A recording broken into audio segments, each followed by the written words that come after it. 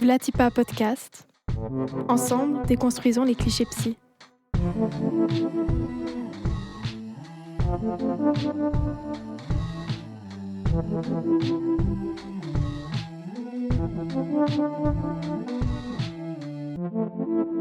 Vlatipa Podcast.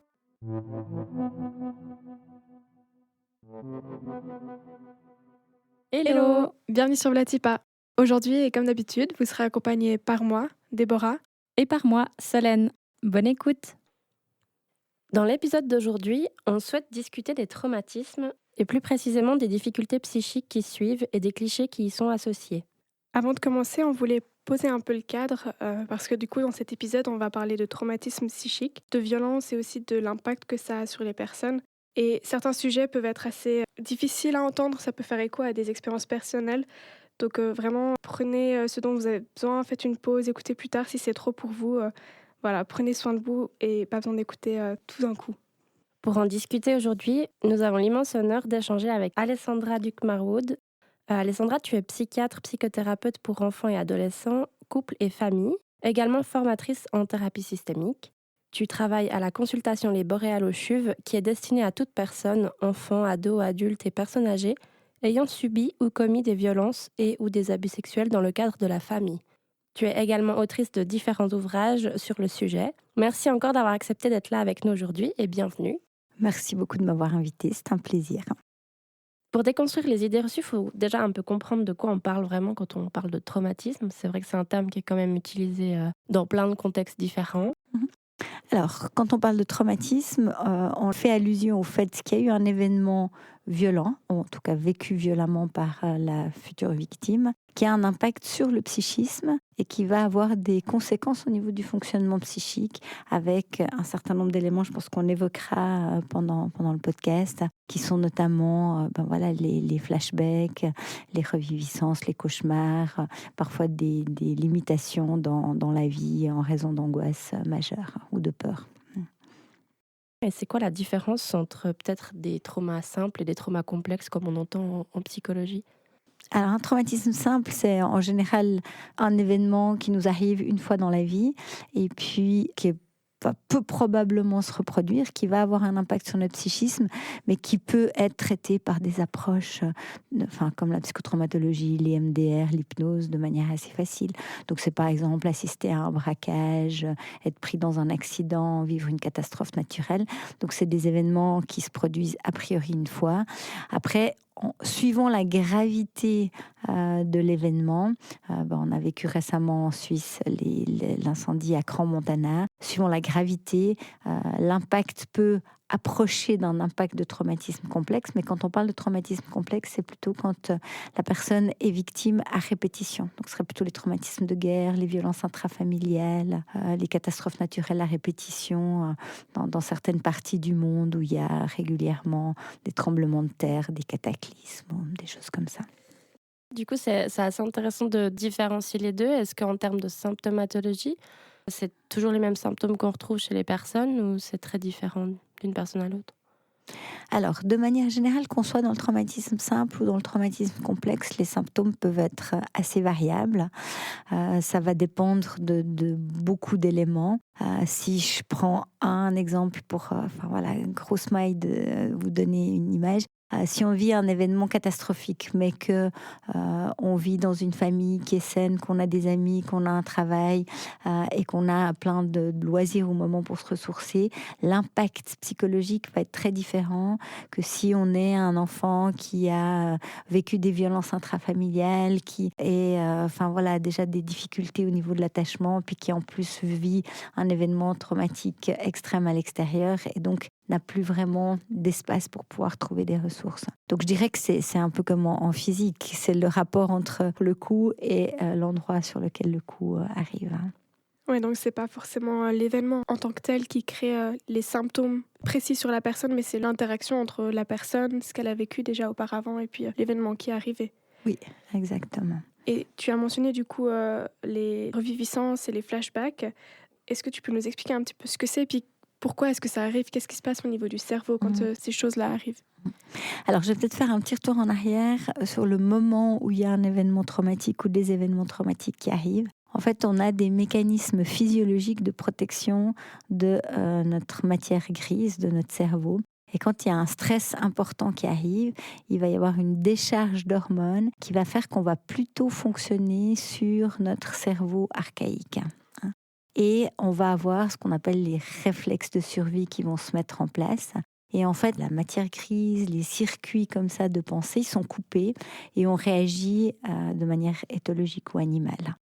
Ce qui signifie que l'événement qu'on a vécu va pas être immédiatement pris dans les circuits de la mémoire habituelle. D'habitude, quand on vit un événement, par exemple, je sais pas, je viens ici à la radio, ce que je vais commencer par faire, c'est me dire, tiens, j'identifie bien que je suis à la radio parce que j'ai été dans d'autres studios et que ça se passe comme ci, comme ça. Donc, je vais immédiatement vivre une expérience en la remettant dans le circuit de ma mémoire. Ce qui fait que quand elle va devenir souvenir, elle va se retrouver stockée à un endroit où il y a toutes sortes de souvenirs, enregistrements de podcasts.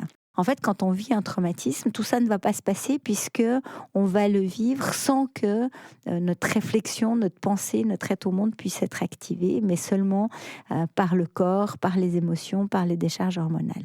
Ce qui fait que le souvenir qui va se créer va pas se mettre dans la même mémoire que les autres mémoires habituelles. Et c'est ce qu'on va appeler la mémoire traumatique. C'est-à-dire que c'est un souvenir qui va rester brut, qui va rester souvent visuel, sensoriel, émotionnel, mais sans qu'il y ait d'élaboration. Après le traumatisme, si c'est un traumatisme qu'on peut remettre dans une histoire, par exemple, je sais pas, je suis dans une banque et il y a un braquage, et puis que je peux me rappeler que j'ai vu des films sur le braquage et ci et ça, malgré la réaction traumatique du moment, je vais peut-être pouvoir revisiter mon traumatisme et le remettre dans une histoire. Si j'ai pas d'histoire dans laquelle le remettre, ça va rester une image brute. Alors si par exemple on prend les victimes d'inceste, elles sont souvent incestées avant de savoir ce que c'est la sexualité, avant de savoir ce qui est normal, ce qui l'est pas. Elles ressentent toutes sortes d'émotions, mais l'abuseur déconstruit complètement ce qu'elles pourraient se raconter du fait que ça leur fait mal, qu'elles aiment pas. Et donc, ça va rester une espèce comme une photo, en fait, qui est mise dans le cerveau droit. Puis cette photo, elle peut être complètement éteinte. Donc, on peut avoir des amnésies traumatiques pendant des années parce que le cerveau développe des stratégies de survie qui sont qu'il se rend compte que chaque fois qu'il réactive l'image, ça le remet en stress majeur, ça redéconnecte la substance grise. Donc, le cerveau, par mode d'économie d'énergie, va essayer d'éteindre ses souvenirs. Puis, tout d'un coup, un jour, un événement XY peut faire que ça se rallume ou que l'image revienne. Et c'est souvent paradoxalement quand on est en sécurité. Souvent les traumatismes de guerre, par exemple, quand les gens ont des parcours migratoires complexes, sont éteints pendant très longtemps, puis tout d'un coup, ils ont un métier, ils ont pu élever leurs enfants, tout a bien été, et puis tac, il commence à y avoir des images qui interfèrent, et qui empêchent en fait de vivre bien. Mais c'est au moment, je dirais, où l'hypervigilance se relâche, qu'on n'est plus en survie, qu'il y a un risque pour que ces flashbacks et ces cauchemars apparaissent. C'est un peu comme si quand cette image, ce souvenir revient, tout le corps, tout le système se remet exactement dans la situation de stress de l'événement. Et comme si en fait le cerveau n'avait pas traité cet événement comme passé. Il peut pas. C'est-à-dire que ces images, elles restent comme des images du présent. Au moment où elles sont activées, on a de nouveau la décharge de stress qu'il y a eu au moment du traumatisme. On a de nouveau perdu la capacité de penser. Puis en effet, ces images, elles sont immuables. Donc c'est comme si le temps passait pas sur ces zones-là. Ouais, exactement. Et tout ça, ça entraîne du coup les symptômes, donc un peu les intrusions. Ça peut aussi entraîner peut-être l'agressivité ou du figement. Toutes ces choses qui se sont passées au moment où qui auraient pu se passer à l'événement. Alors, ce qui se passe déjà, c'est qu'au moment où il y a ces flashbacks, il y a une perte de contact avec la réalité, parce que tout d'un coup, on est dans le moment du passé. Et puis, en effet, si dans le moment du passé, il y avait besoin, par exemple, d'exprimer de l'agressivité ou qu'il y a eu de l'agressivité, c'est ça qui va sortir face à quelqu'un qui peut-être n'a rien fait d'agressif, mais qui, par un geste, un sourire, une odeur, a réactivé en fait cette image traumatique et va recevoir une réaction émotionnelle totalement inattendue. Ce qui est terrible pour les personnes qui vivent ces flashbacks et ces reviviscences ou ces cauchemars, c'est qu'elles se sentent bien être dans le passé, mais elles n'ont plus la possibilité, sauf si on travaille avec elles, de se reconnecter sur le présent. Ça se fait malgré soi, en fait. Ouais, c'est intéressant de voir du coup que c'est vraiment revivre l'instant Oui. et que c'est complètement déconnecté en fait de l'ici et le maintenant. Mhm. Euh, Sauf pour le déclencheur. Mhm. Hein, et ça, parfois, on peut commencer à identifier quels sont les contextes ou les éléments qui peuvent déclencher le flashback, puis on peut commencer à agir en essayant de désamorcer. En fait, le cerveau fonctionne un peu comme les détecteurs de fumée. C'est-à-dire qu'un détecteur de fumée, il sait qu'il doit sonner quand ça fume, mais il est incapable de dire si ça fume parce qu'il y a une bougie qui est allumée ou si c'est parce qu'il y a un incendie. Donc, en fait, le cerveau reçoit un message détection et va tout de suite interpréter on est de nouveau dans l'événement traumatique, alors qu'on peut s'entraîner à laisser une toute petite latence entre deux pour avoir juste le temps d'analyser avant que le cerveau se déclenche sur un mode alarme rouge. Ce que je trouve intéressant, ce que tu dis, c'est que ce genre de symptômes ou de flashbacks, ça arrive souvent quand on est en sécurité. Mhm. Donc ça implique que, bien sûr, sur le moment de l'événement, on n'est pas en sécurité et que c'est que un peu quand le cerveau peut un peu stabiliser les choses que tout d'un coup ça émerge. On parle souvent sur l'événement que quand on n'est pas en sécurité, il y a des stratégies un peu de survie. On parle souvent des 4 F. C'est quoi en fait? Donc les 4 F, hein, c'est 4 stratégies de survie qui ont été décrites dans la nature. C'est le fight, donc le fait de devenir agressif, d'attaquer. Hein. C'est ce qu'on peut voir par exemple avec 2 chiens qui se croisent et même parfois un petit chien qui a peur et puis qui va se mettre à aboyer ou agresser l'autre. Ensuite, il y a le flight, le fait de fuir. Hein. On voit ça par exemple dans la nature quand les tigres ou les félins veulent manger un animal dont ils sont le prédateur qui court à toute vitesse pour s'enfuir. Ensuite, il y a le freeze, le fait d'être complètement gelé. Hein, et le possum, par exemple, gèle quand il voit son prédateur. Il fait le mort, si on peut dire ça comme ça. Et puis ensuite, il y a le fawn, qui est le fait de se mettre dans un mode de vouloir apaiser ou séduire l'autre. Ce qu'on voit aussi, par exemple, avec les chiens quand ils se retournent sur le dos pour montrer qu'ils ne sont pas hostiles et puis qu'ils ne vont pas attaquer ou faire du mal. et du coup, est-ce que tu peux nous expliquer un peu plus ce que c'est cette dissociation et puis comment ça peut se présenter? Mhm. Ouais, alors c'est vrai que c'est très difficile. Alors d'abord, la dissociation, c'est un phénomène naturel qu'on vit tous et toutes. Par exemple, quand on va quelque part et puis que tout d'un coup on se rend compte qu'on est arrivé à l'endroit où on voulait aller, puis qu'on se rappelle plus du trajet qu'on a fait, ou qu'on a fait un truc puis que quelqu'un nous parle et puis qu'on l'entend pas. Là, c'est des dissociations, je dirais, naturelles. C'est quand on se met dans notre bulle parce qu'on veut se concentrer ou parce qu'on est dans ses pensées et puis qu'il n'y a pas de danger particulier. Il se trouve que ce même mécanisme peut être activé au moment d'un traumatisme. Hein, et on a évoqué des stratégies de survie, hein, quelle est l'attitude, je dirais, corporelle qu'on vit au moment où il y a un trauma, qui implique en fait que le cerveau est protégé, il se déconnecte, et puis il va se déconnecter de diverses manières. Alors il y a certaines personnes où quand le cerveau, la matière grise se déconnecte, vont en fait sortir de leur corps et voir leur corps agir ou voir la scène. Et ça, on l'entend beaucoup dans les violences à répétition, hein, dans les abus sexuels, les choses comme ça. D'un coup, la personne se voit être violée, mais c'est un peu comme si elle donnait son corps en pâture et puis qu'une partie d'elle en sort. Alors, tant que c'est dans des moments, des situations critiques ou des situations où on peut se mettre dans la bulle, hein, comme les enfants quand ils jouent, puis qu'on les appelle et puis qu'ils n'entendent pas, ça c'est ok. Et normalement, c'est toujours réversible. Hein. C'est-à-dire que si un enfant joue, puis qu'on lui dit va te brosser les dents et qu'il réagit pas, on lui dit j'ai un carré de chocolat pour toi. Instantanément, il entend qu'on lui parle. Donc il sort. Et c'est la même chose si on marche et puis qu'on n'est pas là. Si tout d'un coup il y a un événement qui nécessite notre attention, en fait on revient tout de suite. Hein. Donc ça, c'est, je dirais, la dissociation physiologique protectrice. Le problème quand on a vécu des traumatismes, et surtout si on a dissocié à répétition, c'est qu'en fait, on se met à dissocier sans pouvoir contrôler en fait le retour dans l'ici et maintenant. Donc, on aimerait être en classe et écouter le prof. On aimerait être avec ses enfants à la place de jeu. On aimerait pouvoir résoudre quelque chose. Puis, en fait, pour une raison X, Y, Z, on a activé notre système d'alarme et on dissocie et on n'arrive pas à être là. Et donc, il y a un certain nombre de personnes qui vivent dans un état dissociatif quasi tout le temps parce qu'elles ont vécu pendant plusieurs années des événements très traumatiques et que pour leur survie psychique, elles ont dû se mettre en dissociation.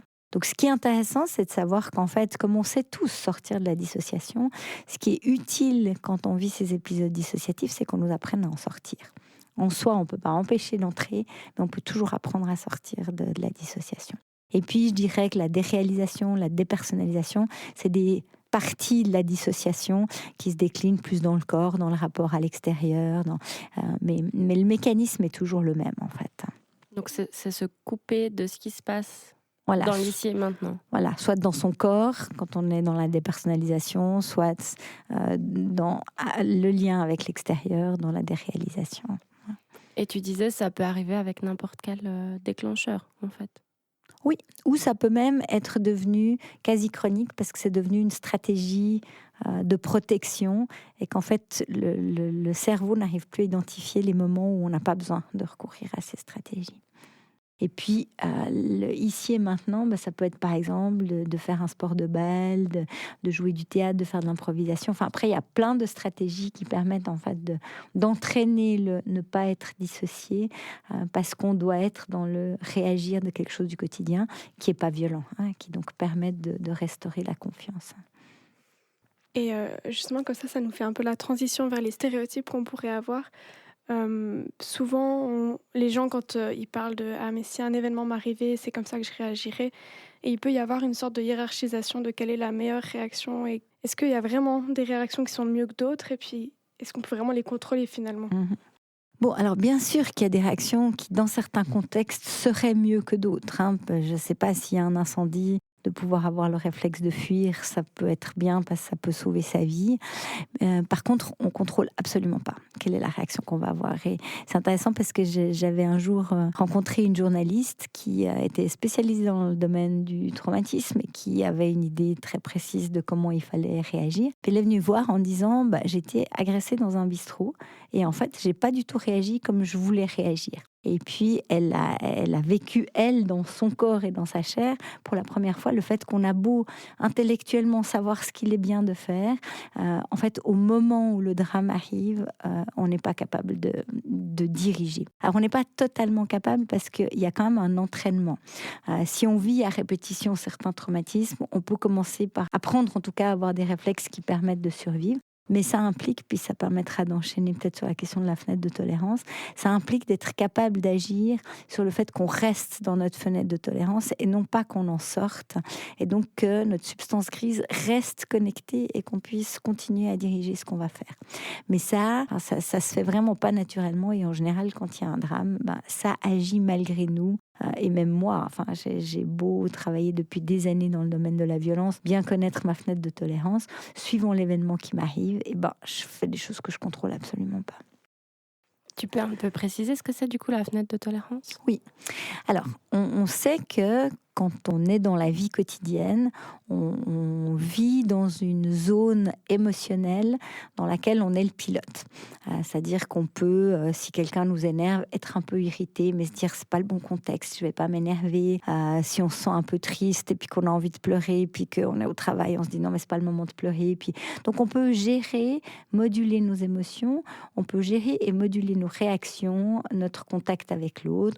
On peut, si on rentre après une journée de fatigue et qu'un enfant nous provoque, ne pas s'énerver en se disant non mais il est fatigué aussi. Voilà. Donc c'est la zone dans laquelle on peut gérer nos interactions, nos émotions et ce qu'on a à faire. Et puis, il y a des contextes qui peuvent être des contextes aigus ou seulement des contextes d'épuisement qui font qu'on va être en dehors de cette zone où on peut contrôler nos émotions et gérer nos relations. Et on peut sortir par le haut ou par le bas de cette fenêtre de tolérance. Si on sort par le haut, on va plutôt adopter des stratégies qui sont l'agressivité, la fuite, le combat, l'irritation, des mécanismes comme ça qui vont plutôt aller dans le sens d'agir des choses, où on sort par le bas, et là on va geler, on va hypo-réagir, ou on va même adopter des fois des attitudes peu compréhensibles. Je le mentionne parce que c'est quelque chose qui arrive souvent quand les victimes doivent parler au tribunal. Elles sortent de leur fenêtre de tolérance par le bas, elles gèlent, puis elles ont une espèce de sourire immotivé quand elles évoquent des événements dramatiques, puis du coup ça les rend plus du tout crédibles, parce qu'on se dit oui, mais si elle avait vraiment vécu ça, elle aurait d'autres émotions. On voit la même chose quand les gens agressent, Tout d'un coup on se dit ok, mais il est vraiment agressif, peut-être que c'est pas vrai ce qu'il raconte, mais qui est surréagi. Alors, la fenêtre de tolérance, elle va se construire en fait dans l'enfance avec la régulation qu'on reçoit de l'extérieur de nos émotions. Et plus on a vécu des choses difficiles ou qu'on est dans une famille violente où il y a une petite fenêtre de tolérance, plus on a vécu d'événements traumatiques, plus notre fenêtre de tolérance est petite. Donc plus facilement, on va sortir vers le haut et vers le bas. Alors quand je disais tout à l'heure, ce qu'on peut entraîner, c'est avoir une fenêtre de tolérance qui grandit. C'est-à-dire de faire qu'il y a de plus en plus d'événements, même imprévus, qu'on puisse gérer avec notre régulation émotionnelle, parce qu'on a appris en fait à identifier quand on est à la frontière et puis qu'on est capable de pouvoir revenir à l'intérieur. Mais ça a ses limites, et quand il y a des événements imprévisibles ou dramatiques, ça ne veut pas du tout dire qu'on va être capable de se réguler quand même. Donc c'est intéressant, c'est que tout le monde a cette fenêtre de tolérance, mais on peut l'agrandir avec un certain entraînement ou certaines habituations à ces choses-là. Et elle se réduit si on est victime de trauma à répétition. Oui, c'est ça. Mhm. Et on entend, parce que du coup, on parlait de ces cauchemars, de ces reviviscences, de ces flashbacks qui reviennent toujours comme si c'était le moment présent. Mhm. Un des stéréotypes qu'on peut entendre, c'est ça va passer avec le temps. Mhm. Ça va en fait s'effacer tout seul, il faut être patient, il faut attendre. Est-ce que c'est vrai? Alors, j'aurais envie de dire oui et non. Plutôt non, dans le sens où quand c'est vraiment des cauchemars très violents, quand c'est des reviviscences très violentes, des flashbacks très violents, en fait, le cerveau est chaque fois tellement mis en état de stress que ça va plutôt en s'aggravant. Ça va plutôt aller dans le sens que les personnes vont avoir peur de sortir, peur de s'exposer à la réalité, vont progressivement perdre en fait tout ce qui pourrait permettre la résilience, et il va y avoir une aggravation des symptômes. Ça peut aussi arriver quand il y a des mauvais diagnostics de psychose qui sont posés, donc des personnes qui vivent des flashbacks qui parfois sont tellement intenses qu'ils entendent des voix, ils voient des choses, et c'est par erreur diagnostiqué comme étant une décompensation psychotique alors que c'est du trauma. Donc en plus, on va le traiter comme une perte de contact avec la réalité pathologique, donc on va proposer une médication qui ne va pas forcément aider. Donc tout ça peut vraiment chroniciser, voire aggraver et isoler la personne.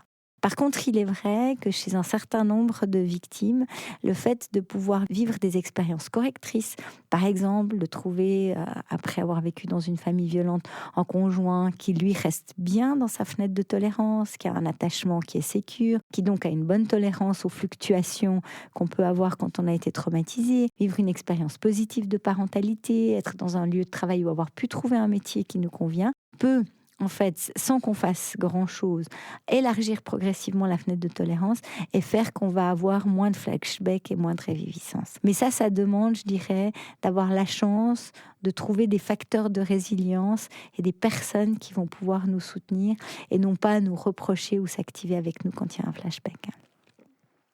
Un autre cliché qu'on peut entendre, c'est que c'est pas possible d'être traumatisé si on est témoin. Donc si on vit pas directement l'événement. Non, alors on sait que c'est pas du tout vrai. D'abord, dans des événements graves, comme par exemple Crans-Montana, a été décrit chez les jeunes ce qu'on appelle le syndrome du survivant.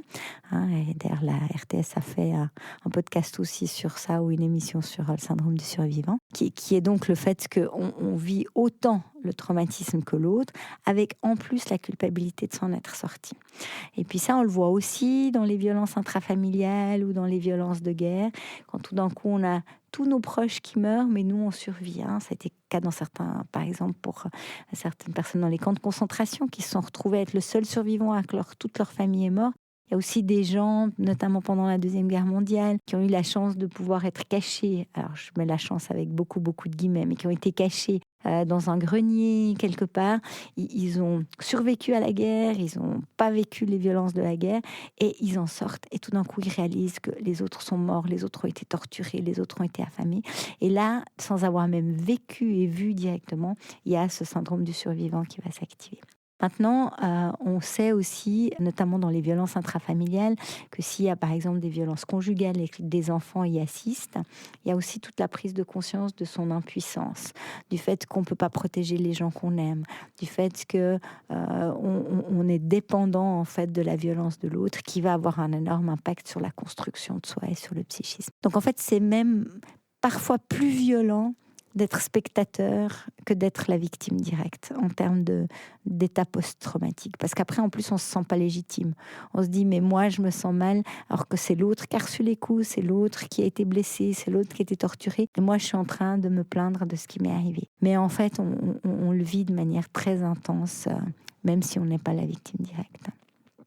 Donc il y a une sorte... ce qui est dur, en fait, c'est l'impuissance du témoin et la culpabilisation de ne pas avoir pu faire ou de ne pas aujourd'hui avoir vécu ça, mais de s'en plaindre quand même. Enfin, d'en souffrir quand d'en même, parce qu'ils s'en souffrir. plaignent pas forcément, mais d'en souffrir Oui. quand même. Oui. Ouais. Alors, il faut savoir, peut-être que j'ai juste oublié de préciser qu'au moment de la violence, il y a le même mécanisme qui se produit que pour la victime. C'est-à-dire qu'il y a une décharge d'hormones de stress, il y a une déconnexion de la substance grise, et donc on agit aussi en fonction de sa partie animale, éthologique, et pas en choisissant.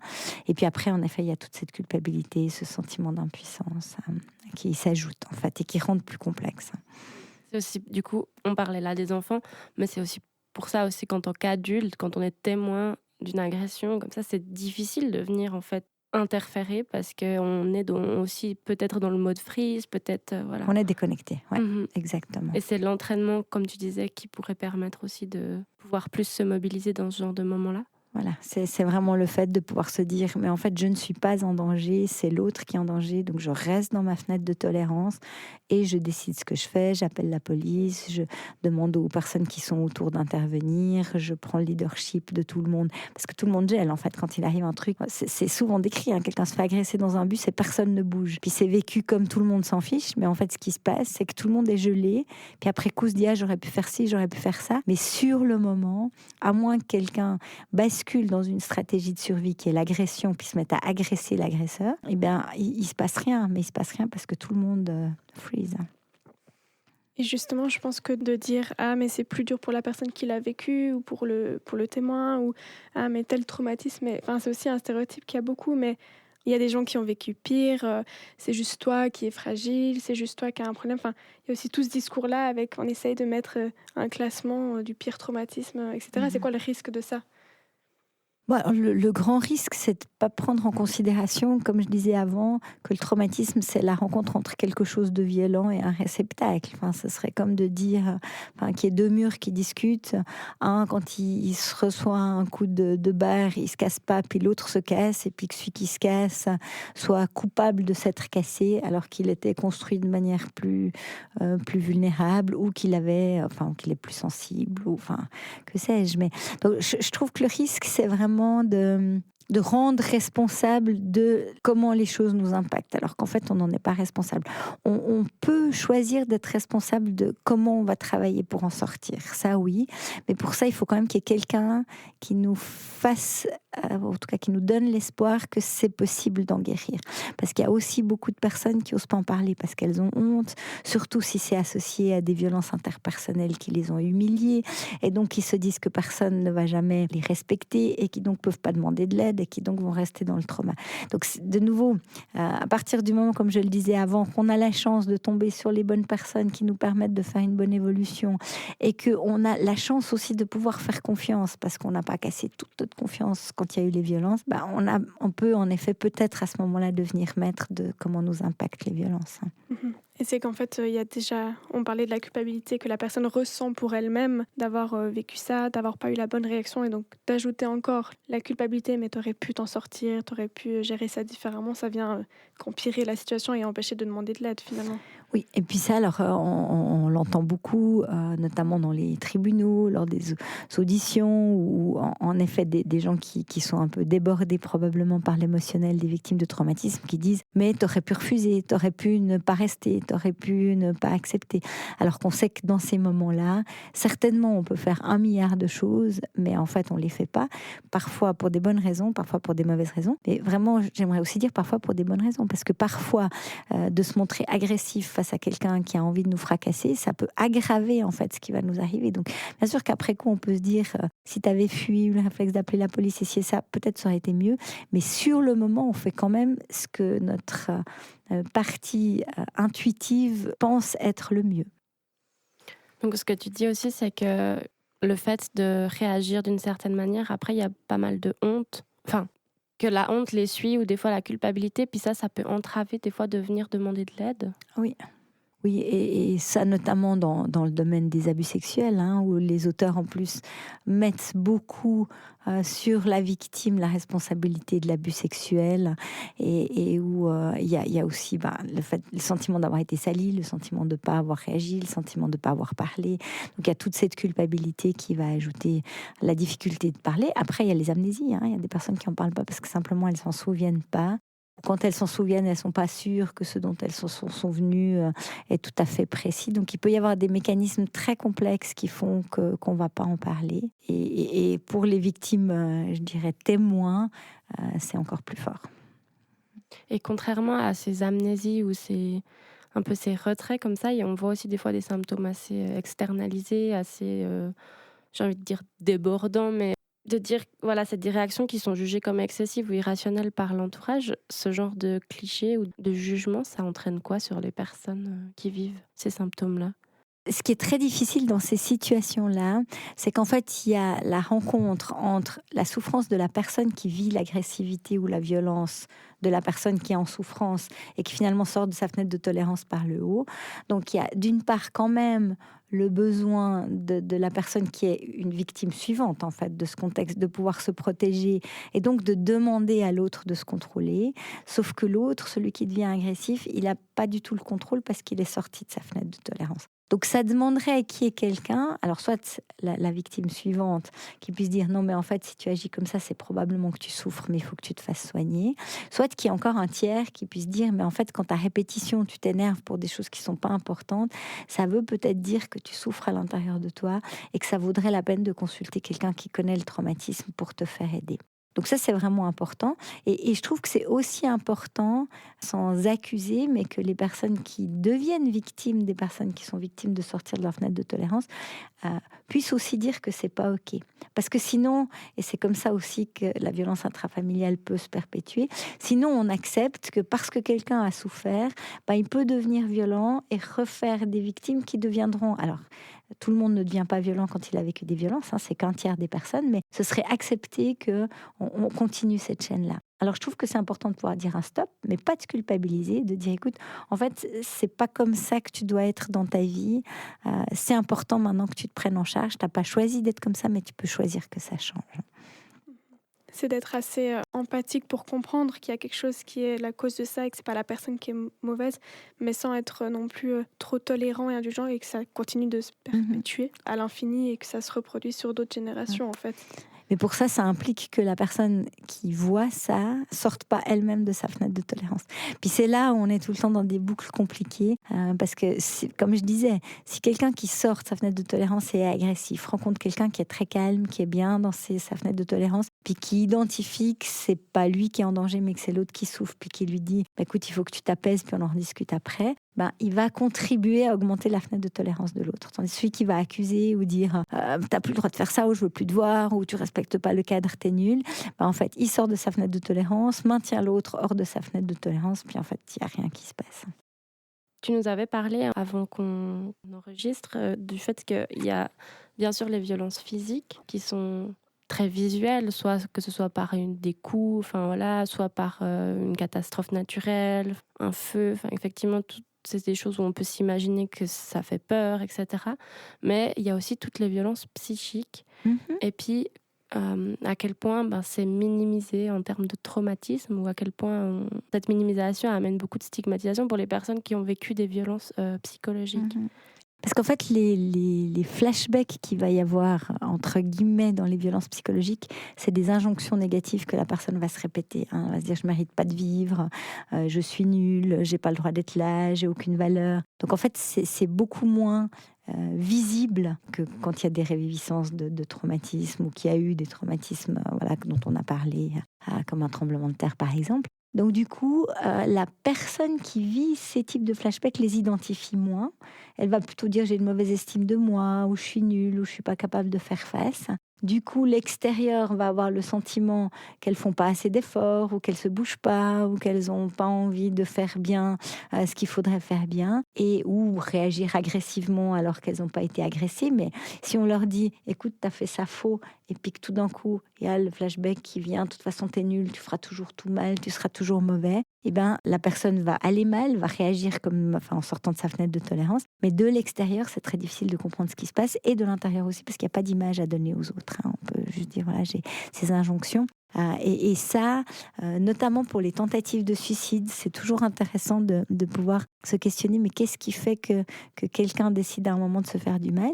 Et notamment les victimes de violences disent toujours, mais en fait, j'ai une voix qui est bien identifiée comme étant à l'intérieur d'elle, contrairement, je dirais, à des hallucinations psychotiques où on les identifie plutôt à l'extérieur, qui me dit tout le temps, tu dois mourir, t'as pas le droit d'exister. Et puis parfois même des victimes qui se souviennent pas d'avoir vécu par exemple de l'inceste entendent tout le temps cette phrase. Puis quand on commence à les questionner, elles disent ah bah oui, c'est la phrase que me disait l'auteur quand il me violait, et puis ça revient comme ça.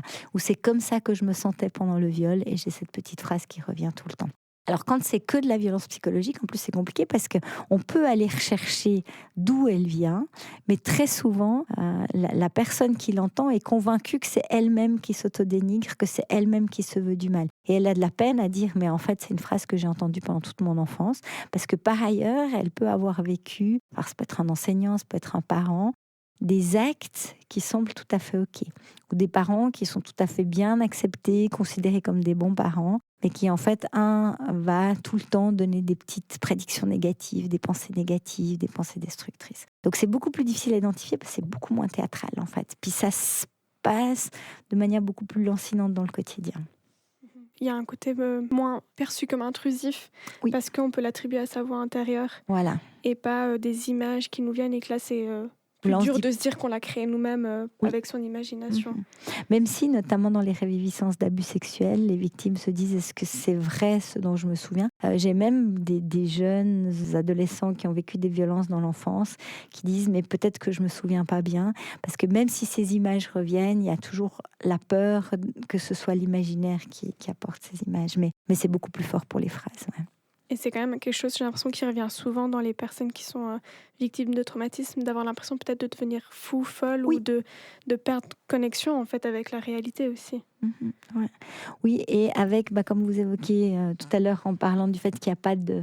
Le temps ne passe pas, avec le sentiment pour certaines victimes aussi de dire mais maintenant moi je sais, j'ai réussi ma vie, je fais les choses bien, et pourtant j'ai tout le temps cette phrase qui me dit faut mourir, ou j'ai tout le temps cette phrase qui me dit t'es nul. Alors qu'il y a entre guillemets pas de raison dans le présent, mais ça reste en fait. Tant qu'on n'a pas pu traiter la part traumatisée, ça reste. Ce que je trouve intéressant dans ce que tu dis aussi, c'est que là, on n'a pas tellement parlé d'âge, mais en fait, quand ça se passe dans l'enfance, ça construit la personne d'une toute autre manière, en fait. Et qu'après, elle n'a pas les mêmes possibilités de réaction, ou avec plus de travail, en tout cas, de retravailler sur elle ou sur ce qui s'est passé, qu'une personne qui vivrait peut-être quelque chose à 30-35 ans, qui a déjà une structure psychique assez solide, peut-être la confiance en soi qui est bonne et tout ça. Et qu'en fait, tout ce qui se passe dans l'enfance, ça a vraiment un réel impact. Oui, ouais. Ça crée des dégâts dans la construction psychique, dans l'estime de soi, dans l'attachement, dans la confiance, dans des relations et dans l'autre, la capacité à demander de l'aide. Enfin, ça a beaucoup, beaucoup, beaucoup d'impact. Ouais. Ce que je trouve fou, c'est que vraiment, cette construction et tout ce qui se passe dans l'enfance, comment après ça se rejoue ou ça se déteint, enfin ça déteint sur toutes les relations qu'on a dans le futur. Alors, pas toutes, de nouveau, et c'est pour ça que je dis que ça dépend aussi qui on rencontre. Je dirais que, je sais pas, un enfant qui vit du harcèlement à l'école, mais qui par ailleurs a la chance de pouvoir, je sais pas, être au scout où il a des super bons potes, avoir une famille très bienveillante, va aussi pouvoir se construire avec une forme de sécurité. Alors que si un enfant est dans une famille qui n'arrive pas à donner de l'amour pour 1000 raisons, qui se trouve à l'école stigmatisé par l'enseignant, plus harcelé et a pas de loisirs, c'est vrai qu'il a quand même moins d'outils pour s'en sortir après. Et après, de nouveau, les rencontres à l'adolescence, à l'âge jeune adulte. Si un jeune a la chance de tomber, je sais pas, dans une classe hyper solidaire ou d'avoir un lieu d'apprentissage où on le valorise, il peut faire tout à fait une reprise évolutive. Par contre, si t'as pas de chance, il n'arrive pas à trouver de place d'apprentissage, puis le seul truc qu'il trouve, c'est un groupe de jeunes qui ont vécu aussi des choses terribles, qui se mettent à consommer des drogues, ben voilà, ça va faire que l'impact du trauma va détruire sa vie psychiquement, mais aussi physiquement. Et je pense aussi bien de garder une part d'espoir finalement et de pas se dire si j'ai vécu un traumatisme, ce sera pour toute ma vie difficile. J'ai regardé un film qui s'appelle A World of Love, qui est un film qui parle beaucoup d'abus sexuels et d'inceste aussi. Et justement, le personnage principal se bat contre les gens qui lui disent mais tu vas jamais réussir. Enfin, les gens dans le discours public disent mais si tu as vécu un trauma, ta vie elle est foutue. Et du coup, il faut les aider, mais parce que leur vie elle est foutue pour toute leur vie finalement. Alors que vraiment pas. Et merci de dire ça, parce que ce que je trouve extrêmement important, c'est justement de pouvoir ne pas être dans une relation d'aide dominante avec les victimes, mais de pouvoir vraiment co-construire la restauration de leurs compétences. Parce que sinon, je dirais, en aidant, on donne un message, tu vaux de la peine qu'on t'aide. Et puis en prenant le pouvoir sur l'aide, on dit analogiquement, mais de toute façon, tu seras toujours en situation de post-traumatisme. À part ça, il y a un très beau film, un documentaire alors très touchant, qui s'appelle Ceci est mon corps, qui est sorti tout récemment, qui a été tourné par un homme qui a été victime pendant très longtemps d'abus sexuels dans l'église, et puis qui raconte vraiment bien sa résilience, en fait. Comment il a passé d'une vie où il était dans la rue, en rupture avec tout, tellement il souffrait, à devenir un réalisateur de films qui est dans des relations stables. Et donc, c'est jamais joué pour toujours. Après, la bonne rencontre, être au bon endroit au bon moment, ça change tout. Et je trouve que ça nous permet, en tout cas moi comme soignante, de me dire, mais chaque fois que j'ai la chance de rencontrer quelqu'un, c'est peut-être pas moi qui serai la bonne personne au bon moment, mais je peux en tout cas poser cette petite pierre-là, de donner l'espoir qu'à un moment donné, il peut y avoir une bonne personne qui est là au bon moment pour permettre de se réparer. Il y avait, en tant que professionnel au Boréal, tu avais aussi envie de parler plutôt des victimes de violences ou d'abus dans le cadre intrafamilial, vu que c'est dans ce cadre-là que toi tu travailles. Il y a beaucoup d'idées reçues où le parent abuseur est abuseur dans un certain contexte, mais très doux, gentil, protecteur, voire pour l'extérieur. Et puis que dans ce contexte-là, il y a un peu ce discours de dire mais ton parent t'aime, tu devrais pouvoir lui pardonner, etc. Ce genre de discours, ça a quoi comme impact sur les victimes ? Moi, alors, je pense que ça a vraiment beaucoup d'impact, et c'est vraiment très délétère. Et je trouve que on est dans une société où on considère que le droit du parent de voir son enfant est bien plus important que le droit de l'enfant d'avoir des relations sécures et saines. Et qu'on a une espèce de représentation alors, qui est très récente dans l'histoire de l'humanité, parce qu'en fait, ça fait à peu près 150 ans qu'on vit en famille nucléaire. Et les premières images comme ça qui sont venues de familles nucléaires qui sont devenues idéalisées, c'était en lien avec le lave-linge, en fait. Donc les premières publicités de lave-linge ont commencé à montrer comment la vie de famille pourrait être extraordinaire avec un lave-linge. Donc en plus, c'est complètement absurde en termes de représentation. Mais il y a vraiment eu, dans l'histoire de l'humanité, des modèles de famille, des modèles de croissance qui sont très variés, alors que chez nous, on a vraiment l'idée qu'il faut un papa et une maman pour grandir. Moi, j'aime beaucoup citer ce proverbe africain qui dit qu'il faut un homme et une femme pour concevoir un enfant, et il faut un village pour l'élever. Et donc, moi, je trouve qu'il y a une urgence à sortir de cette construction. Donc, quand on dit à un enfant « tu n'as qu'un père, tu n'as qu'une mère », ce qu'on lui dit en gros, c'est « si tu n'as plus ce père ou cette mère, tu n'as plus personne ». Ce qui est absolument pas vrai, parce qu'on peut être aimé par des grands-parents, par des oncles et tantes, par des parrains, marraines, par toutes sortes d'autres personnes, et on peut s'identifier à elles, on peut grandir avec. Il y a même des études qui montrent que des enfants qui sont placés dans des orphelinats, si on leur lit des contes, progressivement, ils construisent des imago parentales tout à fait solides et saines, auxquelles ils peuvent s'identifier. Donc, dire à un enfant qui a été victime d'abus, en fait, si tu vois plus ton parent abuseur, tu n'auras plus de parents, c'est en gros lui dire t'es condamné à être victime toute ta vie parce qu'il va te manquer une image paternelle ou maternelle. Et ça, c'est délétère, c'est hyper culpabilisant, parce que quelque part, on leur dit fais un petit effort, aime-le. Ce que les auteurs disent aussi, t'as qu'à me pardonner, tu iras mieux si tu me pardonnes. Il y a un livre, un film qui s'appelle Délivrez-moi du mal, qui raconte l'histoire d'un moine abuseur qui dit à un moment donné, mais mes victimes feraient mieux de me pardonner, elles auraient une meilleure vie. Donc ça montre que leur construction, c'est vraiment que de toute façon, tout est de la responsabilité de la victime. Et la société, en disant ça à l'enfant, renforce ça. Alors que beaucoup d'enfants qui sont validés dans le fait qu'en fait, c'est pas possible qu'ils restent en contact avec un parent pervers ou avec un parent abuseur, se construisent beaucoup mieux.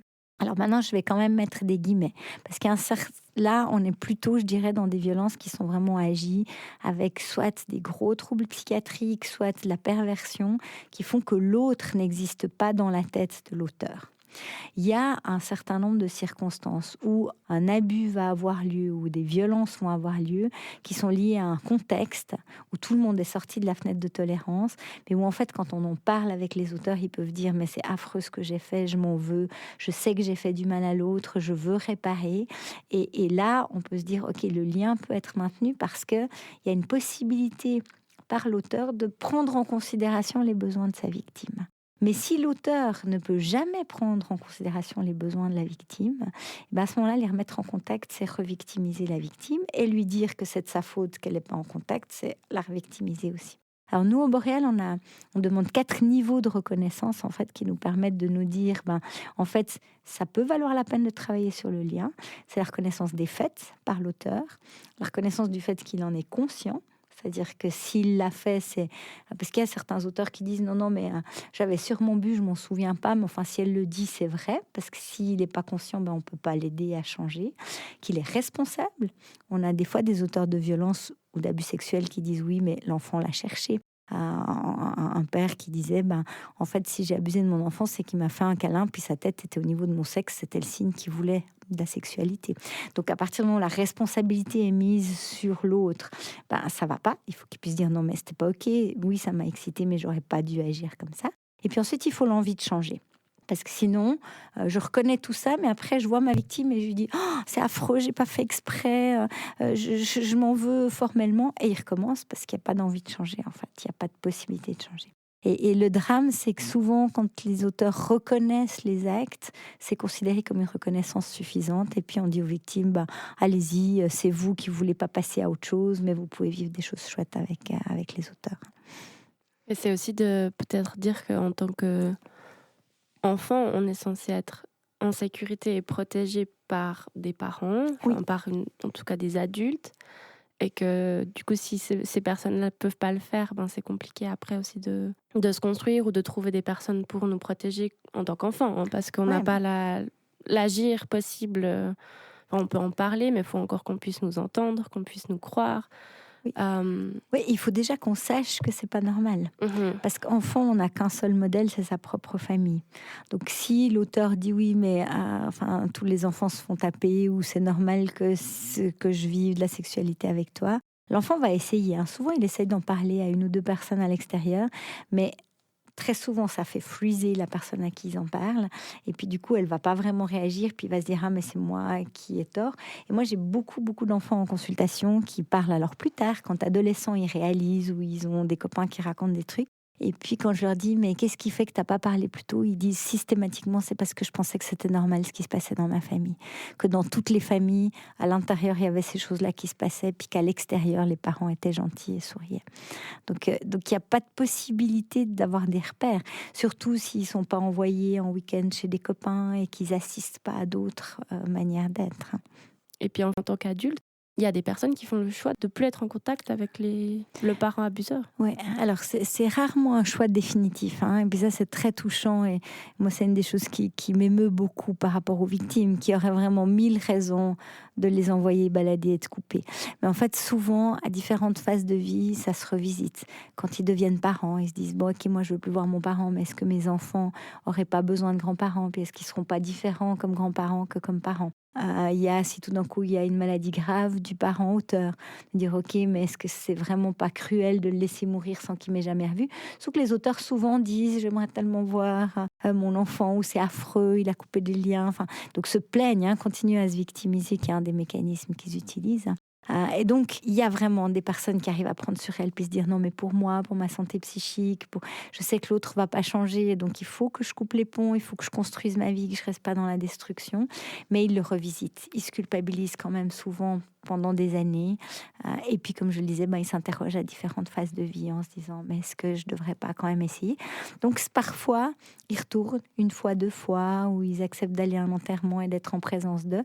Puis très souvent, ils se font revictimiser ou l'auteur les reculpabilise un bon coup, la famille en profite pour les reculpabiliser. Et puis du coup, après, ils se disent non, mais ça me fait trop de mal ou ça ferait trop de mal à mes enfants et ils renoncent. Mais c'est des décisions qui sont pas simples. Parce qu'en général, en plus, les victimes qui ont le courage de couper se posent plein de questions sur elles-mêmes, sur leur culpabilité, sur... Mais du coup, comme quoi, de dire qu'en fait, c'est OK de prendre cette décision-là. C'est aussi. complètement OK. Oui, complètement. Complètement. Et moi, ce que je dis souvent pour les aider, je dis, mais en fait, l'auteur choisit de pas se traiter, de pas changer, de pas vous rassurer. C'est son choix. Il dit que c'est vous qui l'abandonnez, mais en fait, il a aussi le choix de pouvoir faire un travail, ou elle a aussi, l'auteur au sein féminin a aussi le droit d'aller voir un thérapeute et de dire, voilà, j'ai plus de contact avec mon enfant qui est devenu adulte parce que je lui ai fait énormément de mal. Je m'en veux, je veux travailler là-dessus pour pouvoir un jour en discuter avec elle en reprenant ma responsabilité et en m'excusant vraiment. Donc moi, je leur dis, bien sûr que c'est vous qu'on accuse d'avoir coupé le lien, c'est vous qui dites que vous voulez plus voir, mais en fait, la personne réelle qui bloque, c'est celle qui refuse tout changement, qui dénie le problème et qui vous oblige en fait à couper le lien pour pas souffrir. Pour poser ses limites, quoi, et être en sécurité. Ouais. Et c'est important du coup de changer le viseur de la culpabilité, fait, de remettre ça au bon endroit. Oui, la personne qui a commis des actes et qui ne veut absolument pas reconnaître qu'elle a fait du mal à l'autre. Et on a beaucoup parlé pendant l'épisode de plein de réactions qui peuvent surprendre d'un point de vue de l'entourage, que ce soit les flashbacks, les dissociations, etc. Moi, je me demandais si on avait un conseil si on est un proche ou un membre de la famille, puis qu'on voit quelqu'un qui est en dissociation, qui est en flashback, est-ce qu'on a un moyen de les aider ? Alors, il y a plein de stratégies. Déjà, il faut se mettre d'accord, parce que c'est très important pour pas effrayer la personne qui est en dissociation en faisant des choses, de lui avoir dit, est-ce que tu es d'accord si je vois que tu te dissocies, qu'on fasse quelque chose ensemble pour que ça change. Puis ça, c'est toujours important. Puis c'est vraiment une base quand on est face à des gens traumatisés, c'est de jamais faire des choses par surprise, parce qu'on risque de réactiver en fait la dissociation. Puis après, alors il y a 1000 stratégies, et puis il y en a qui marchent bien avec certains et d'autres avec d'autres, donc on peut les tester, mais il y a des choses comme de juste proposer de toucher des glaçons, de boire un verre d'eau, d'ouvrir la fenêtre, de faire des choses un peu de la vie banale qui se remarquent pas forcément par les autres, mais qui permettent juste de revenir dans les sensations corporelles. Après, il y a des stratégies qui sont un petit peu plus visibles, mais qui marchent bien. C'est de se lancer une balle, par exemple, parce que ça marche extrêmement bien pour ramener dans l'ici et maintenant. Ça peut être de pousser un mur ou de s'asseoir contre le mur sans chaise, mais d'être en position assise, puis de discuter un moment comme ça, parce qu'en fait, la crispation corporelle sort de la dissociation. Ça peut être aussi de simplement ensemble regarder des objets dans une pièce, écouter des sons, faire ce qu'on appelle le 5-4-3-2-1, regarder 5 objets, écouter 5 sons, sentir 5 parties du corps. Donc toutes ces stratégies-là, elles marchent extrêmement bien. Donc si, pour la personne qui dissocie, c'est OK en fait qu'on l'aide, on peut faire plein de choses avec elle pour la ramener dans l'ici et maintenant. Et souvent, quand on en a expérimenté plusieurs, les personnes qui dissocient savent ce qui les aide. Et puis je dirais qu'à l'extrême, quand on a bien avancé, elles peuvent le faire toutes seules. Elles peuvent tout d'un coup se dire, mais je suis en train de dissocier. Elles vont pas pouvoir dédissocier comme quand je disais, nous on marche, puis un événement qui se passe et on sort de la dissociation. Mais elles vont pouvoir développer des petites stratégies qui vont leur permettre de sortir de dissociation. Donc ce qui est important, c'est vraiment de ne pas tenter quelque chose un peu à l'improviste sans avoir prévenu la personne avant, mais si c'est quelque chose qu'on voit qui arrive souvent, d'en parler avec elle, de dire qu'on a remarqué ça, puis qu'on aimerait pouvoir l'aider si elle a elle-même des méthodes qui fonctionnent pour elle ou si on peut lui en proposer. Oui, exactement. Ouais. Mais ça, c'est vraiment important. Tout ce qu'on fait avec des personnes qui ont été victimes, dans quelque contexte ce soit, c'est de toujours bien expliquer ce qu'on fait. Parce qu'elles ont peur, en fait. En parlant de tout ça, de ce processus un peu de guérison, de stratégie, pour nous, c'était aussi important de parler de la prise en charge un petit peu, notamment du fait que il y a des thérapeutes qui sont formés pour accompagner les personnes traumatisées et d'autres qui ne sont pas formés. Oui. Et à quel point c'est important d'être formé, en fait, quand on a envie d'accompagner ces personnes-là. Parce qu'il y a des choses à faire et à ne pas faire surtout, j'imagine. Ouais. Alors, je pense qu'il y a 2 dimensions. D'abord, l'importance d'être formé, c'est que vraiment, ça nous fait nous sentir, nous, comme thérapeutes, beaucoup plus tranquilles quand on est face à des phénomènes liés à la dissociation ou au traumatisme. Et puis ça, je trouve ça important parce que ça permet aussi que, comme thérapeute, on reste dans notre fenêtre de tolérance. Et ça, je trouve vraiment essentiel. Je vois beaucoup de situations, notamment de patients qui sont adressés par erreur dans des consultations spécialisées pour des troubles psychiatriques XY, où on s'énerve contre le patient qui dissocie et qui devient tout d'un coup très agité. On lui dit, vous devez respecter le cadre, c'est pas du tout ok que vous soyez comme ça. Ça marche bien sûr pas, ça aggrave les choses, ça sort de la fenêtre de tolérance le soignant, ça sort de la fenêtre de tolérance encore plus le patient. Donc de savoir juste que quand quelqu'un s'agite, ça sert à rien de lui mettre du cadre. Il faut juste pouvoir se dire, en fait, il n'arrive pas à faire mieux en ce moment. Je vais plutôt lui proposer un verre d'eau, un café, puis qu'on s'apaise, ou d'aller se balader, ou que sais-je. Ça, je trouve que c'est essentiel. L'autre chose qui est aussi extrêmement importante dans la formation des professionnels, et notamment alors médecin, parce que je suis médecin, c'est le fait que dans le domaine du traumatisme, il y a très peu de médicaments qui fonctionnent. Donc si on donne des benzodiazépines, si on donne des neuroleptiques, en fait, on aggrave la symptomatologie, ce qui peut diminuer la compliance du patient, donner le sentiment qu'il ne veut pas collaborer et qu'il n'est pas d'accord de se faire traiter. Et donc, ça fait une montée en symétrie. Et puis là, de nouveau, on a tendance à sortir de sa fenêtre de tolérance. Par ailleurs, il y a toutes sortes d'approches thérapeutiques traditionnelles qui ne sont pas utiles, notamment l'idée que de raconter un trauma, ça permet une catharsis, alors qu'on vient de voir que de raconter un trauma, ça redissocie, ça fait revivre des flashbacks, donc qu'il faut poser d'autres choses avant. Donc si on est dans des thérapies traditionnelles avec la croyance que de juste parler du traumatisme, ça va le traiter, en fait, on revictimise les victimes en faisant ça. Donc pour tout ça, je trouve que ça vaut la peine de connaître tout ça. Après, si on n'est pas un psychotraumatologue et puis qu'on veut travailler d'autres choses avec des patients, c'est tout à fait OK. Puis il y a plein de thérapies qui marchent extrêmement bien. C'est juste que si on arrive sur la zone traumatique, ça vaut la peine à ce moment-là de se dire, je peux peut-être solliciter un collègue qui est capable de travailler sur ça. En sachant néanmoins, parce que parfois ça arrive, on reçoit des gens juste pour faire une séance d'EMDR. Sauf qu'on ne peut pas juste faire de l'EMDR. Il faut d'abord stabiliser, élargir la fenêtre de tolérance, être sûr que si en EMDR il y a de réviviscence, on va pouvoir aider la personne à revenir dans l'ici et maintenant, mettre dans un contenant ce qui le fait souffrir. Donc, si on adresse à un collègue, il faut aussi pouvoir dire au patient, en fait, ce ne sera pas magique. Il va y avoir un travail qui va être fait avec vous pour vous permettre de pouvoir évoquer les traumatismes et les travailler. Je trouve hyper intéressant de mentionner que parler du traumatisme, c'est pas forcément sain. Et c'est pas... parce qu'on peut peut-être se dire en tant que personne aussi... thérapeute déjà, mais aussi un proche d'une personne traumatisée, de dire mais parle-en moi, qu'est-ce qui s'est passé, etc. Puis en fait, ça, c'est pas aidant, forcément. Peut-être avec beaucoup de recul et une fois qu'il y a eu un travail thérapeutique, et là, peut-être à ce moment-là, de parler, ça va. Mais en fait, de manière générale, c'est pas ce qu'il faut faire. Et il y a beaucoup de victimes de traumatisme qui disent ça, alors je parlerai plus sur le versant psy, qui disent, mais moi j'en ai parlé à un ou deux psys, mais ils étaient tellement figés quand je leur en ai parlé que je me suis rendu compte qu'il fallait plus que j'en parle, ou qui disent, moi chaque fois que je sors de ma séance de thérapie, je me sens moins bien qu'avant, parce que j'ai dû parler de choses qui me font du mal. Alors que quand on travaille vraiment avec une approche de d'abord élargir la fenêtre de tolérance, l'objectif c'est que la personne sorte mieux de notre bureau que comme elle est entrée. C'est-à-dire qu'elle puisse se sentir renforcée dans ses compétences d'aller bien. Et ça, c'est vraiment essentiel. Parce que c'est aussi ce qui fait que beaucoup de victimes n'ont pas du tout envie d'aller voir des psys parce que ça leur fait plus de mal que de bien, en fait. J'ai un petit exemple qui est un gag que je trouve très chouette, qui raconte l'histoire de deux collègues psy qui font du ski ensemble. Et puis à un moment donné, un des deux skieurs s'envoie contre un arbre et se blesse gravement. Puis l'autre s'assied à côté de lui et lui dit « Je vois que tu souffres, tu veux qu'on en parle ?» Et je pense que dans le traumatisme, c'est un peu ça. S'asseoir à côté de quelqu'un pour lui dire « Tu veux qu'on parle de traumatisme alors qu'il est encore fracassé ?» Ça va pas. Il faut d'abord réparer ce qui permettra de tenir, et puis ensuite on peut commencer à parler. C'est une belle image, c'est assez parlant. Et j'aime bien aussi l'idée que c'est pas, par exemple le MDR, on en a parlé, c'est pas magique, c'est pas quelque chose on nous fait quelque chose pendant une séance et on en ressort, parce que j'ai l'impression que aussi dans le l'imaginaire collectif, c'est aussi un peu quelque chose de magique. On peut aller une fois, puis après on est Mhm. soigné de notre traumatisme, mais que c'est plus un travail sur augmenter sa fenêtre de tolérance, trouver des choses qui nous aident à nous stabiliser émotionnellement, et cetera, et que c'est un peu plus un travail. Alors, il y a certaines personnes qui ont vécu, expérimenté les MDR magiques, mais c'est pour un trauma qui survient dans une vie qui va bien. Mais en soi, c'est vraiment pas magique.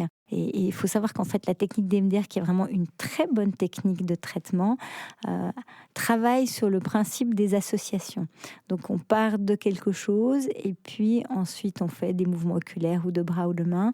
Et puis, autre chose survient. Puis en fait, il faut quand cette autre chose survient, qui est souvent de nouveau quelque chose d'assez douloureux, ou pas forcément, ça peut être une ressource, mais ça peut être quelque chose de douloureux, il faut être prêt à être réactivé sur d'autres souffrances qu'on n'a peut-être pas à l'esprit, puis qui sont présentes. Et c'est pour ça que d'avoir réélargi la fenêtre de tolérance, d'avoir appris à ce qu'on vit en fait quand on a des traumas, c'est essentiel avant de faire de l'EMDR. Ouais.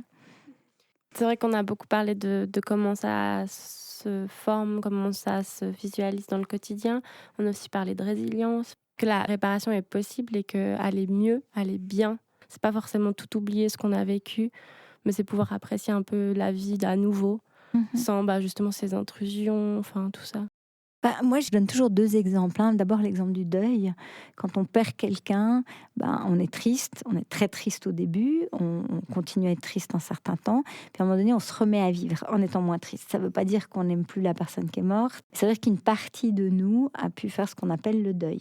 Et puis tout d'un coup, un jour, on voit un film et puis tac, on a de nouveau super mal et on repense à cette personne et on a de nouveau des larmes aux yeux. Ça ne veut pas dire qu'on va pas bien, ça ne veut pas dire qu'on n'est pas réparé, ça veut juste dire qu'on a aussi ça dans nos souvenirs. Et je trouve que de se dire, ben voilà, à un moment donné, il y a quelque chose qui est acquis, qu'on a travaillé, on a perdu une personne qu'on aime, mais ça ne veut pas dire que de temps en temps, ça fait pas mal. Mais c'est OK, on peut vivre une super vie et être soi et être bien en ayant ce truc. Et on a tous des deuils. Puis c'est la même chose au niveau somatique. Si on a une opération, une grosse intervention chirurgicale ou même une plus petite, on cicatrise, tout se répare. N'empêche que la peau garde un pli. Et puis, on peut, je ne sais pas si tout d'un coup on se tape contre quelque chose sur la cicatrice, avoir plus mal que si on tape à un autre endroit du corps.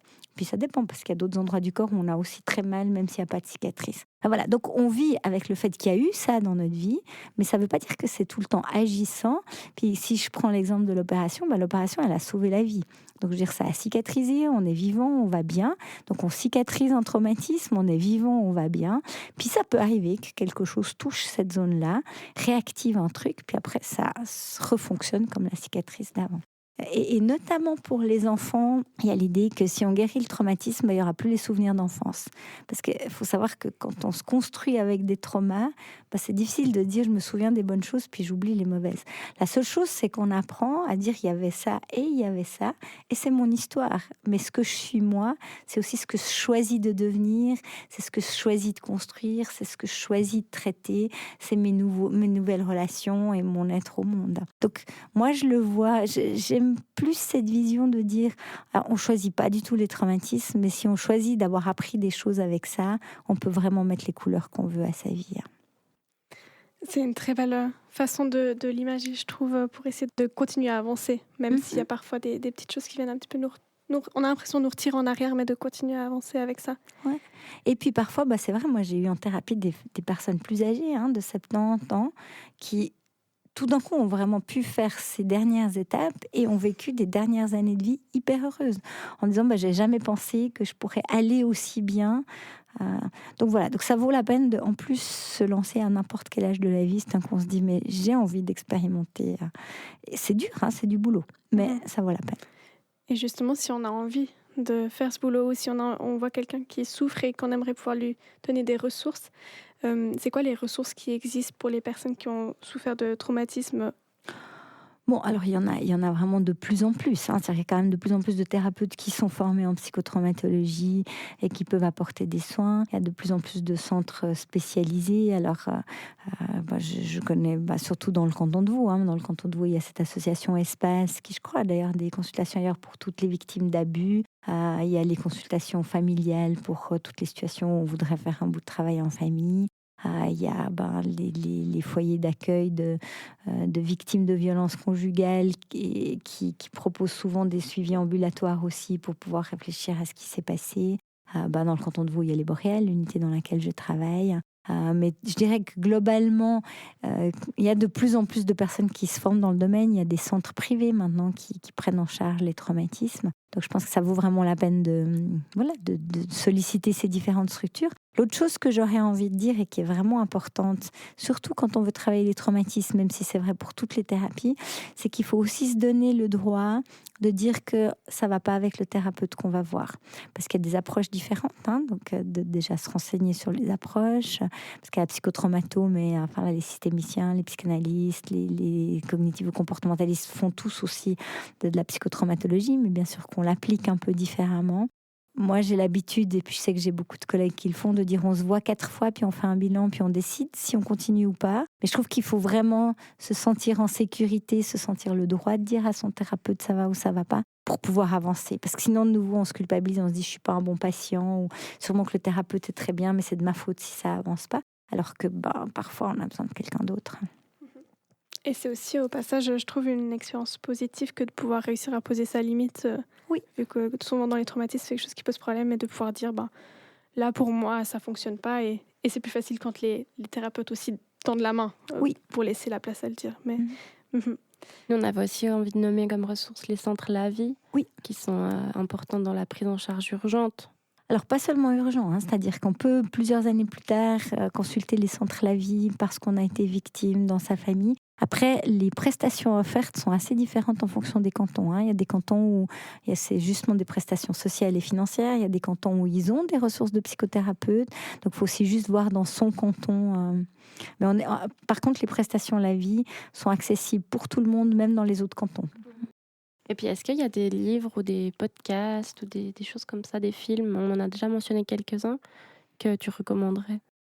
Je trouve qu'il y a beaucoup de films maintenant qui décrivent bien l'emprise, qui décrivent bien le trauma, mais la sortie du trauma... Alors, il y a un film qui me vient à l'esprit qui s'appelle The Railwayman, qui raconte l'histoire d'un homme qui a été torturé alors que, je crois qu'il est américain. Il construisait une ligne de chemin de fer en Thaïlande, sauf erreur de ma part, et puis où il y a vraiment eu des épisodes de torture. Et puis lui, alors on voit, il a un PTSD sévérissime, dont il va sortir. Donc ça, je dirais que c'est un des rares films. Alors, il est très très éprouvant, mais il est vraiment magnifiquement bien fait, et il en sort à la fin de manière très très émouvante.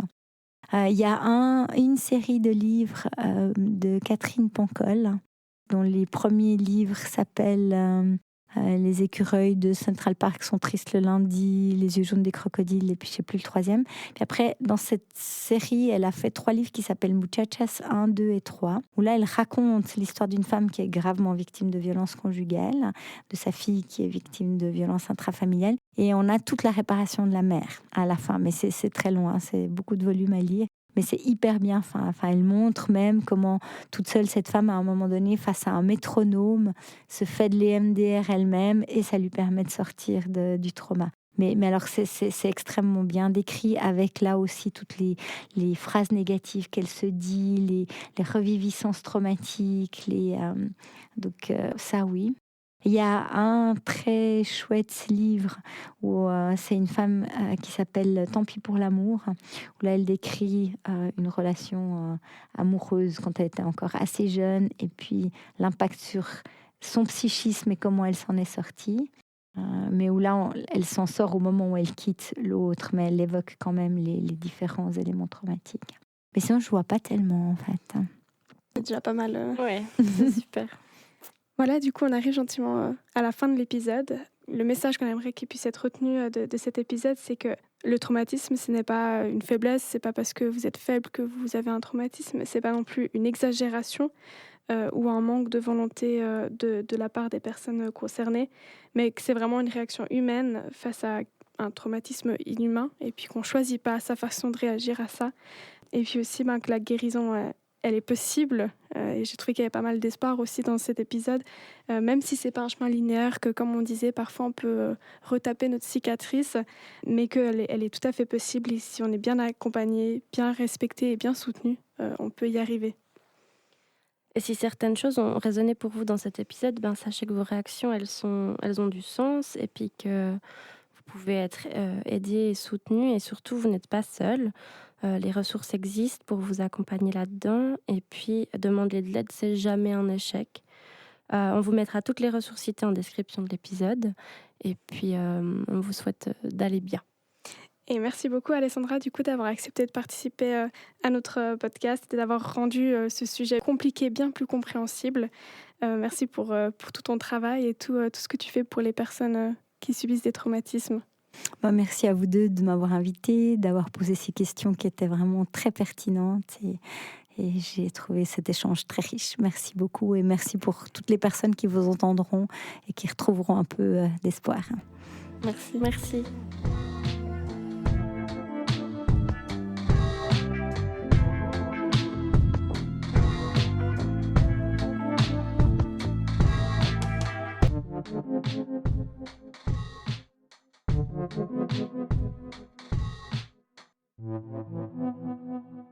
Vous la dis pas.